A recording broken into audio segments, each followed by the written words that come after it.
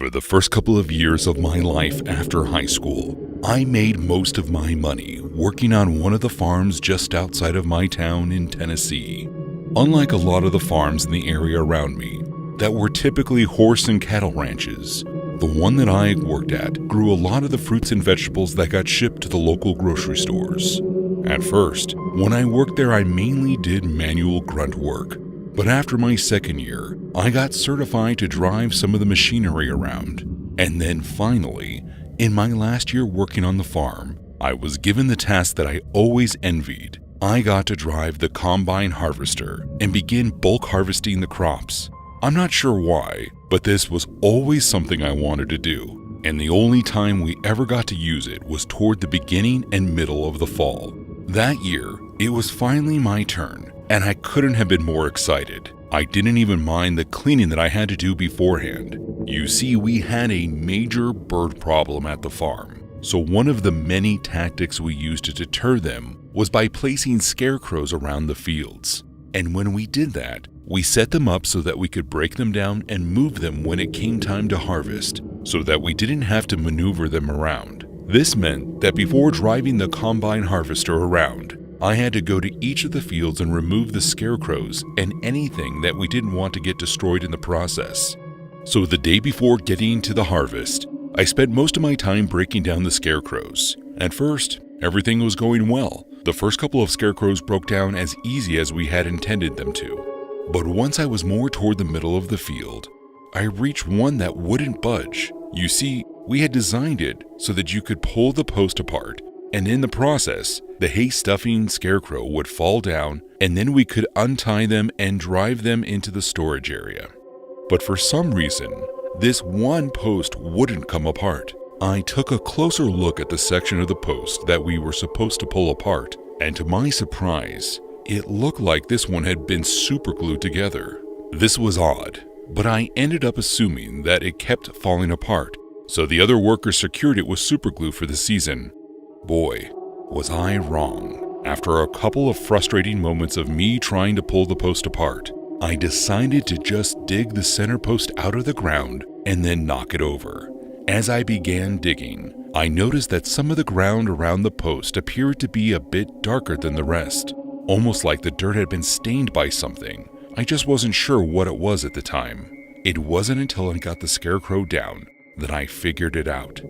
After digging, I pushed the post over and the scarecrow came toppling down. I was surprised by the amount of force it sounded like when the scarecrow's body hit the ground. When we made them, I remember thinking that they were usually light, so I was curious as to why this one seemed so heavy.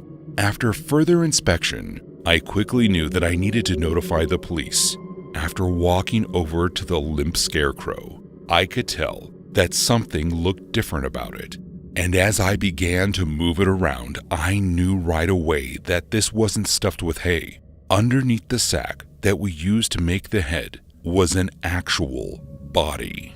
I called the police and notified my boss about what I had found. And oddly enough, my boss didn't respond.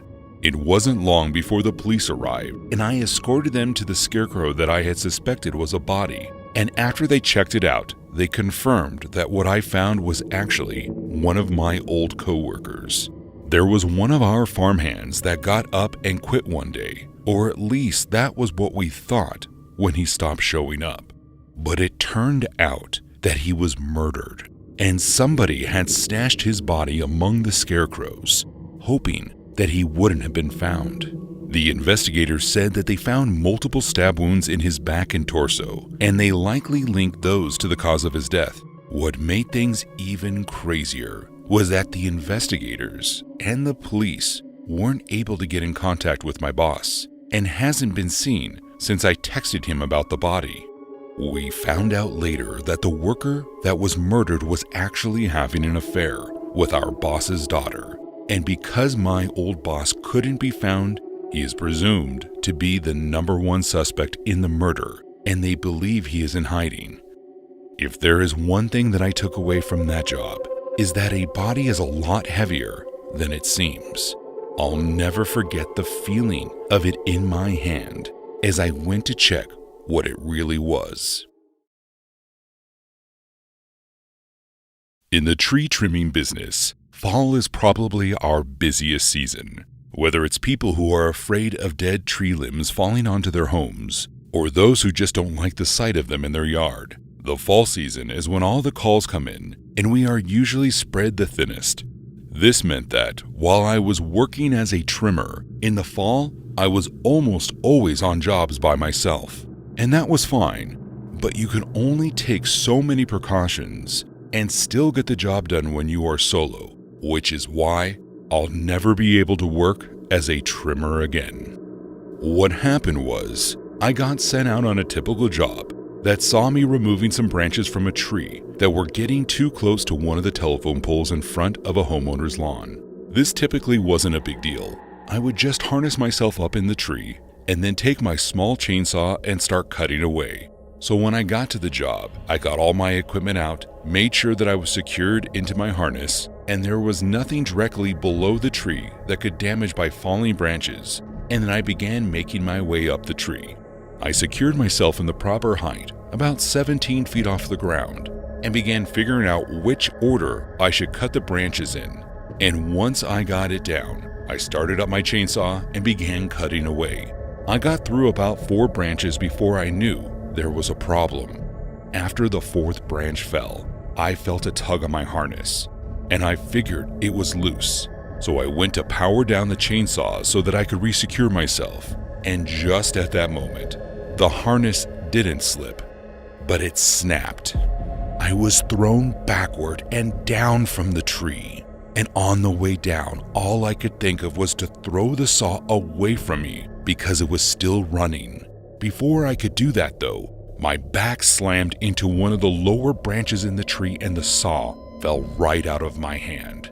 I continued to fall, and as soon as I hit the ground, I knew that I was in trouble. I could feel the saw digging into my leg and tearing through my flesh as I literally laid on top of it.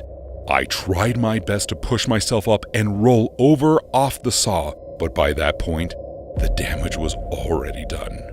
I had never seen that much blood in my entire life. And it wasn't long after I separated myself from the saw that everything went dark and I passed out. Luckily for me, the homeowner was home and they actually rushed me to the hospital themselves. I woke up in the hospital bed with only 1.5 legs left.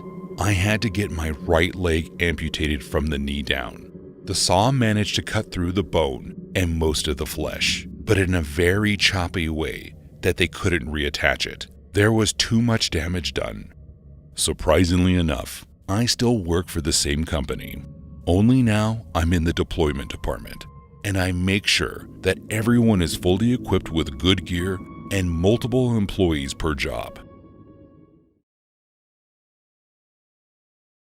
The last camping trip of the year is always a bittersweet feeling. It's sad because as an avid camper, it's the last time I get to go camping for the next couple of months. But at the same time, it's a beautiful experience because by that time, the leaves have all fallen from the trees and the air is nice and cool. Honestly, the middle of autumn is my favorite time to be out in the woods. It's just beautiful. That is, until all the noises come out at night.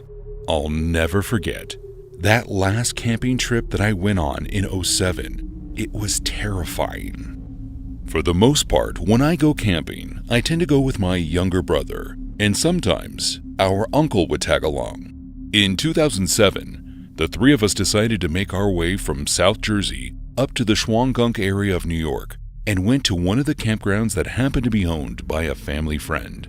There were no cabins or anything on the campgrounds. It was simply a plot of land with a lot of forest on it that they would allow people to camp in as long as you paid for parking. We had only been to that area twice before, but this time was particularly awesome because, from the looks of the parking lot, we were the only ones camping that weekend. We unloaded our gear from the car and began what turned out to be about a 4-mile hike into the woods. After walking for about 2 hours, we found a little spot that we thought looked perfect for our campsite, and we began setting up. Now, typically, one of the best parts about camping is the peace and silence that you can find in nature.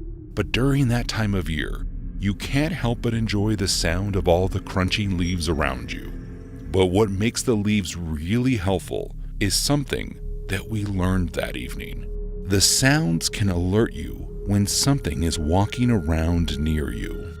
You see, after getting our tent set up, we quickly got a fire going and began making some mac and cheese and hot dogs that we had packed for our first meal of the weekend. And considering the fact that we were out there in the middle of October, the sun had already gone down by the time we had finished cooking our dinner. After eating our dinner, we all spent some time by the fire and then ended up deciding to head to bed early. Falling asleep outdoors was never an issue for me, and that night proved no different. My brother and I were in one tent, and our uncle was in his own, but it wasn't long before we could all most likely be heard snoring. I'm unsure how long I was asleep, but I remember waking up from a dream to the feeling of someone shaking me. I opened my eyes to see my brother, who had been sitting up and shaking me awake. When I looked over at him, he told me that he heard something outside. At first I was confused, but then I heard the sound that he was talking about. You could clearly hear the sound of leaves crunching under the pressure of someone or something's feet. I looked at my brother, who was visibly shaken from fear, and I tried to calm him down by explaining that it was most likely just our uncle using the bathroom, but he swore that he didn't hear him leave his tent. The sound of the leaves crunching began making its way around the outside of our tent, and I immediately figured that it was our uncle trying to scare us. So I called out to him, "Nice try," I said. "We aren't 10 anymore." But to my surprise, I heard my uncle groan from inside his tent as he was woken up by me talking. And I'm certain he must have heard the noises too, because he quickly called out asking if we were okay. Before I could respond to him though, we were both cut off by the sound of a deep, growling noise. "Stay in the tent," my uncle yelled out to us, which he then followed up by making a lot of loud noises and banging his belongings around his tent to make noise. We could hear whatever it was outside running away from our camp, thanks to the leaves. And immediately my uncle got out of his tent and came into ours to check on us. He said that he thought it might have been a bear and that it shouldn't bother us anymore. And as if the bear was listening, all of us froze as we heard the footsteps once again closer to our camp. We all sat in silence as they began walking around our tent once again. And this time, the animal got close enough that my uncle and I could hear its breathing through its nose as if it were sniffing the side of our tent. Whatever it was stayed at our campsite for about an hour, circling our tent before it finally ran off. The three of us ended up waiting until sunrise and then decided that we needed to leave. We quickly packed up everything that we had and began walking back to the car. My uncle had a can of bear mace that he was carrying in his hands, but thankfully, we didn't run into anything on the way back to the car. We did, however, spot a set of massive tracks about halfway up the trail that we assumed could only have come from the bear that we encountered the previous night. They seemed fresh too, and considering hibernation season was coming up, we are lucky that it wasn't looking for food at that particular moment.